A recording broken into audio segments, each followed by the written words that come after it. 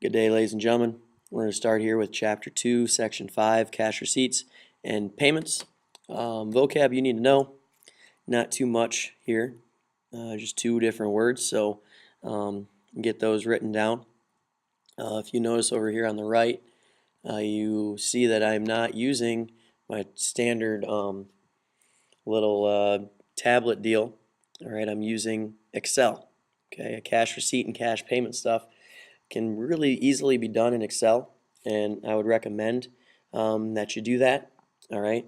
The format, okay, we've already gotten all of this stuff typed in there for you. Okay, but the format, you got the date, explanation of what's going on, and then the amount. All right, so if you look here at this problem, your cash receipts for the week, May 1st, interest, May 2nd, birthday, paycheck on May 3rd, and then a rebate on a printer on May 5th, and then here are values that show up there. Okay, and the really cool thing with Excel, if you've never used it, some of you probably have, but if you've never used Excel before, when you type in equals, that gets us a, we can type in some formulas. I can type in sum, put our parentheses, and then I drag everything I'm going to try and highlight and end my parentheses, and when I hit enter, I get my total receipt here. Okay, so we get this value for our total receipts. Okay, so cash receipts have three different parts. It shows up in here. We're adding them all together to get however much we made for that week.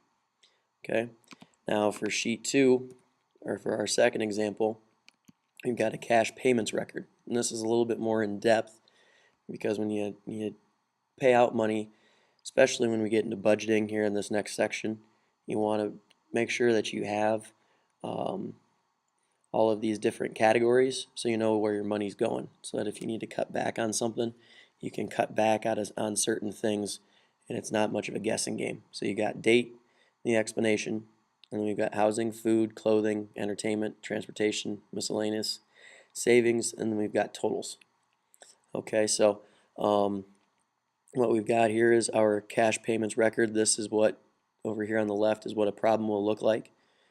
We've got week May 14th, you've got dinner out, gasoline, movie rental, telephone bill, clothing, and then lawn mowing service, and then you bought a gift, right? And all of these transfer over here, and then you put the money, put the total amount of the money in the correct corresponding spot. So we've got housing, put lawn mowing service because it takes care of housing and housing, telephone bill and housing as well. You can add a couple more different things here and there. But with Excel, we can also do this again. I can do a sum function here, and I can do it of all of these rows right there, and we get our total. We do the same thing for all of these, like that. And then what I can do is we can then drag that down like this. That copies, because we had the same pattern, that copies that all the way over there.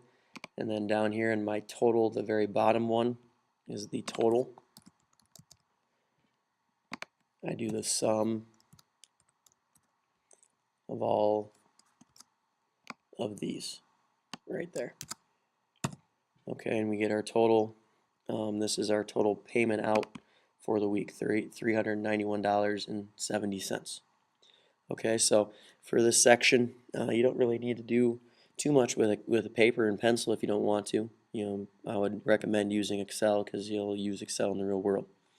All right, so that's cash payments and cash receipts. Good luck with the section.